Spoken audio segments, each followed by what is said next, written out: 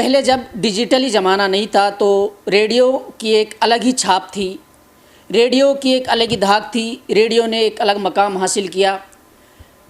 Radio के लोग अब भी दीवाने हैं, लेकिन जब सामुदायिक रेडियो स्टेशन की बात आती है तो ये एक क्षेत्रीय लेवल का एक सामुदायिक रेडियो स्टेशन होता है। आज हमारे साथ एक खास शख्सियत मौजूद हैं, सोहराब खान, जो पिछले 10 साल से सामुदायिक रेडियो पर अपनी सेवाएं दे रहे हैं। उनसे बातचीत करेंगे, उनसे कुछ अनुभव साझा करेंगे और जो कल्चर को लेकर के उन्होंने जो एक अनुभव पाया है उसको किस तरीके से उन्होंने जिया है और किस तरीके से अनुभव को वो शेयर करने वाले हैं, और मेवात इलाके को बड़ी बारीकी से उन्होंने समझा है और इस पर किस तरीके से काम किया जा सकता है, सब कुछ जानेंगे।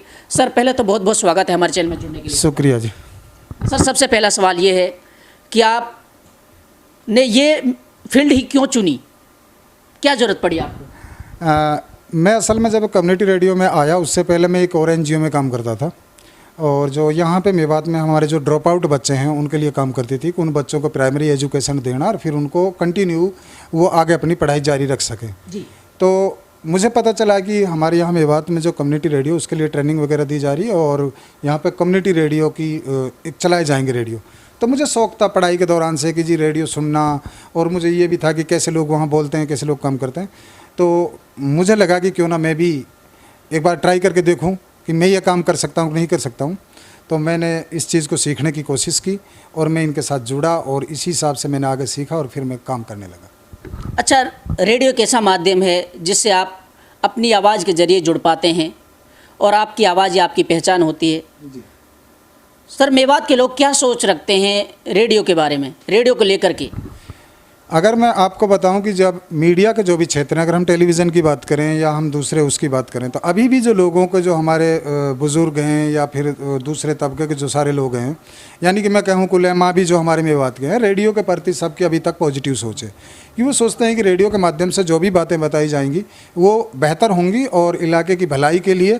क्योंकि जब भी हम रेडियो पर बात करते हैं तो हमारे साथ हर वर्ग के बंदे जुड़ते हैं, जिसमें महिलाएँ भी, बच्चे भी, लड़कियाँ भी, छात्र भी, धार्मिक लोग भी, मज़दूर भी, किसान भी, सब लोग जुड़ते हैं। तो उससे एक चीज़ हमें पता लगता है कि सब लोग रेडियो को लेकर के बिल्कुल एक विश्वास के साथ वो रेडियो के साथ जुड़ते हैं कि उन्हें नहीं है कि कोई उल जुलूल या इस तरीके की बातें होंगी।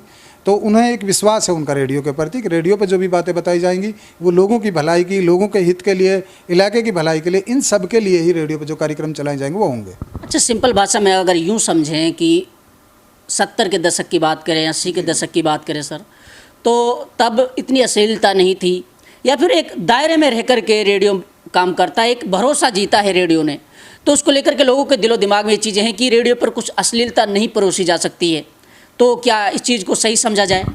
सर, मैं एक चीज़ बताऊं कि जब भी किसी भी जो भी काम की शुरुआत की जाती है तो उसका एक अपना एक तरीका होता है।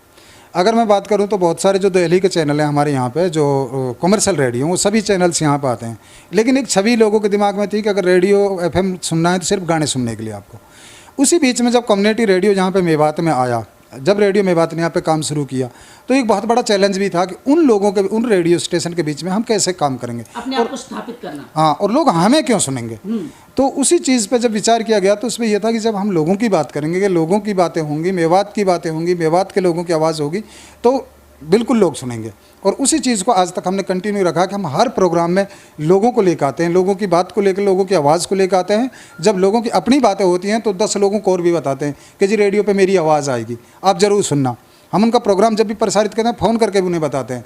तो जो सिस्टम है, लोगों का आज भी रेडियो के प्रति रुझान है। अब तो मोबाइल आ गया, हर आदमी के पास मोबाइल पे कहीं भी कोई सुन सकता है।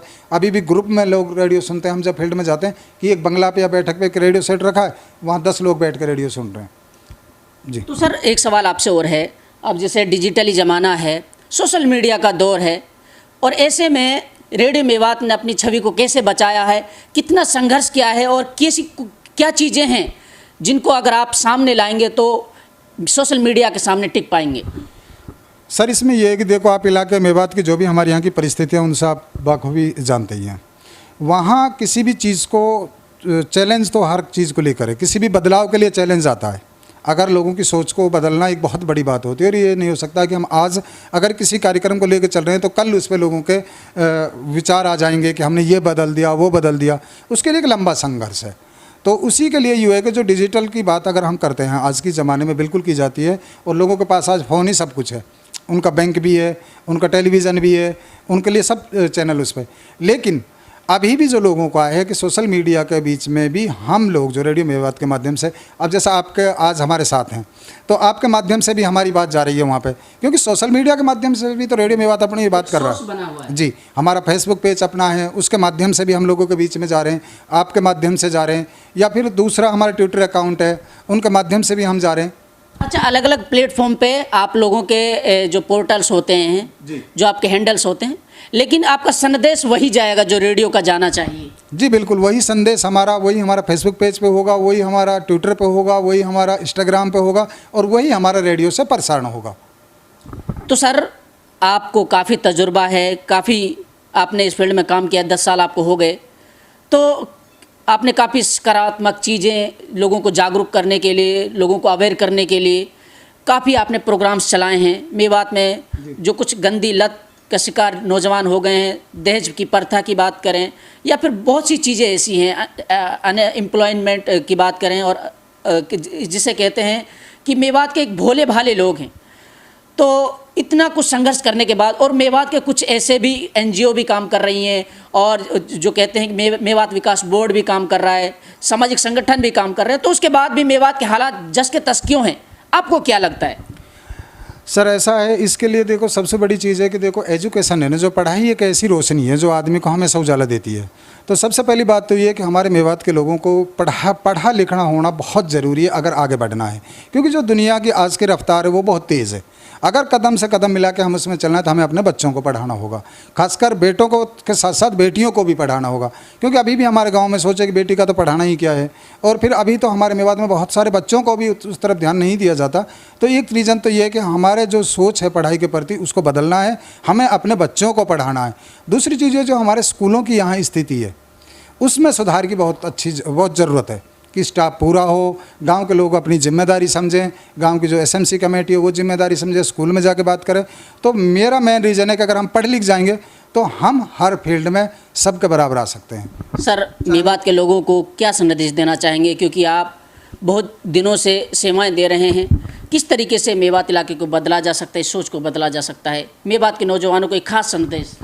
सर ऐसा है, सबसे पहली बात तो ये है कि एक चीज़ मैंने आपको बता दी कि शिक्षा है जो बदलाव का एक सबसे अच्छा तरीका है। दूसरी चीज़ ये है कि हमारे युवाओं को सबसे बड़ी बात ये है कि हम पढ़ाई को नौकरी से कभी ना जोड़ें, हमें काम करना चाहिए अपनी, हमेशा नौकरी के पीछे ना भागें। अगर सबके पास हमारे पास रोज़गार होगा, हमारे युवाओं के पास रोज़गार होगा, तो एक तो जो गांव में फालतू की बातों में हम घूमते हैं उधर हमारे युवाओं को दिमाग नहीं जाएगा, उनको अपने काम के प्रति जाएगा, अपनी माँ बाप की जो इच्छाएं उन पर वो खरे उतरेंगे। और अगर वो काम नहीं करेंगे तो माँ बाप भी परेशान और ख़ुद भी वो परेशान होंगे।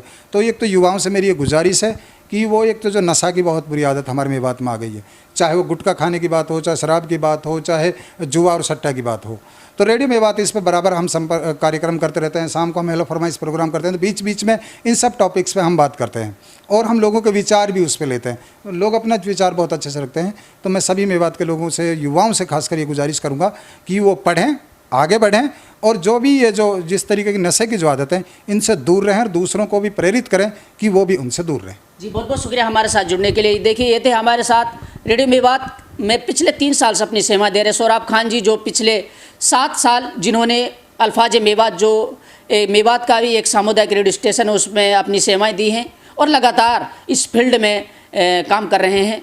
हम आपको लगातार ऐसे ही खास शख्सियत से आपको रूबरू कराते रहेंगे। तब तक के लिए बने रहे हमारे साथ।